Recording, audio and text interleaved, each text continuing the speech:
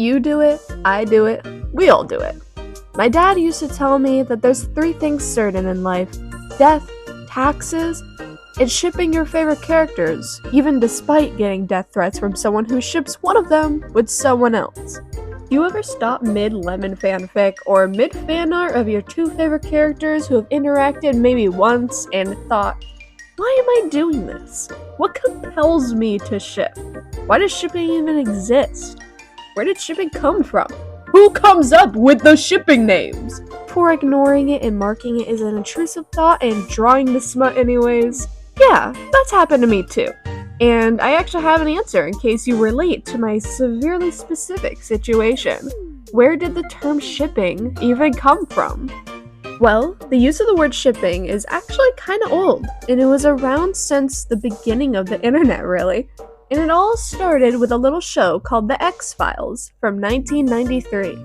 The X-Files follows FBI agents Fox Mulder and Dana Scully as they investigate unsolved cases, or X-Files, involving paranormal phenomena, conspiracies, and aliens.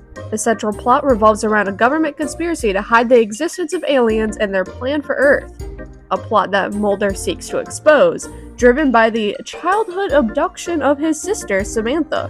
As Scully's initial skepticism wanes, she and Mulder uncover a shadowy organization, the Syndicate, collaborating with aliens in a hybridization program, which ultimately becomes a desperate fight against the looming alien colonization of Earth. Mulder and Scully have severely strong romantic tension that's put up in neon signs pointing to it throughout the show. You could slice that bad boy with a knife. Pagan practice, charms, cards, familiars, bloodstones, or hex signs, or any of the ritual tableaus. Scully, Yes? marry me. I was hoping for something a little more helpful. Because of this, and it being so close to when the World Wide Web was becoming popular, people discuss this often online with each other since the show was very popular.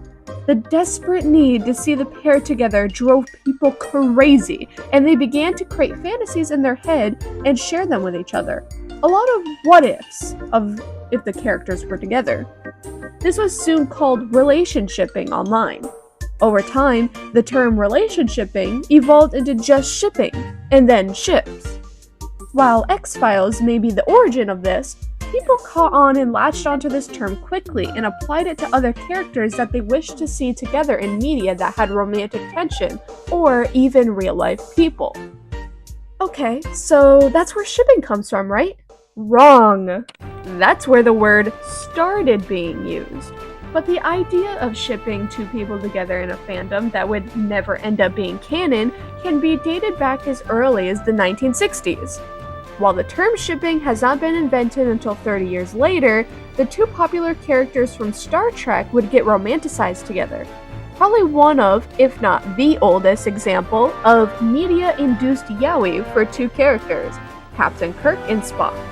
At this time, this was called slash fiction. Slash fiction means the pairing of two characters in a fictional, non-canon, homosexual relationship rather than a heterosexual one. This marks it as possibly one of the oldest and earliest examples of fanon shipping in media. I guess it was always in human nature to see two fictional characters who will never date have some woohoo time. Where does shipping names come from? This is the million-dollar question. This is the question that has kept me up at night. No, seriously. I was up thinking about it all last night and decided to make a video the next day about it. I'm literally doing the research as I write the script. Let's go back to that Star Trek example I had made earlier. In slash fiction, it's quite literally in the name. The ship for Kirk and Spock would often get called Kirk/Spock, or even more often called K/S. K/S is probably the first instance of a ship name being used. Let's explore the different kinds of ship name combinations and what decides it for the fandom involved. I noticed that there's 5 types of ship names. Slash, name combo, half of the name paired with half of the name, association pairings, and then titles. What decides what name will be used in a fandom? For this video, I'll be using examples from fandoms that I'm in since I know them best personally. Ship names are decided either from the person who coined the ship or general consensus of what flows best, which is why occasionally you'll see maybe 2 or 3 different ship names for a character depending on what someone personally likes best. This will create a domino effect into what the names for ships will be in the fandom. So it is simply by chance of when the media first releases and who gets their hands on it first. The community then decides, yeah, I enjoy this trend of name, let's apply it to other ships. A random ship example from random fandoms for each of the categories would be Slash, K&S, Name Combo, Husker Dust, half of the name paired with half of the name, Jodakak, association pairings, Radio Apple, and then titles, Snowbird. With Hazbin, it's a mix of everything.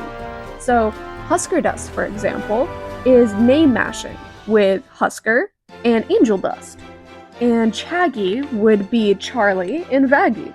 And then there's going to be association pairings, which is probably one of the most common things that you'll see in Hazbin. So for example, there is Guitar Spear. It's Adam, who plays guitar, paired with Lute, who has a spear. And Static Moth, who would be Valentino, who's a moth demon, and Vox, who's a TV, which is associated with screen static. But occasionally, fans would mix up association and names, giving you ship names like Radio Dust or Radio Rose. And then you have titles which can get really creative sometimes, actually. A title is something that 2 characters would share in common that creates a singular title together, rather than mashing names. Royal Flush is the ship of Lucifer and Husk, since Lucifer is indeed of royalty and Husk is a gambler. One Way Broadcast is a ship between Alistair and Vox, where the love is one-sided. These are obviously not the only names for the ships either. I've seen Charlister get called Radio Bell and Radio Star, for example. While I don't ship them, I love the name Radio Bell. It's so niche, and it draws the name from when Alistair called Charlie a charming demon bell in the pilot. Charming demon bell! And for those who may not know, belle means beauty in French, a language that Alistair speaks due to being Creole and growing up in Louisiana. Shipping is an online cultural phenomenon that has existed pretty much since the existence of the internet, and fanfiction for it, before the term was even coined, existed even far back in the 60s. It's wild how much of a history it has and how much of it has evolved. Even if some people use shipping to ruin other people's lives and drive them into logging off permanently, which is bad. Stop being a toxic shipper. Shipping has brought people together and created a type of magic like no other in a fandom. Hell, dare I say that shipping is what kept the hype alive for Hazbin for like 5 years before the actual release of the show.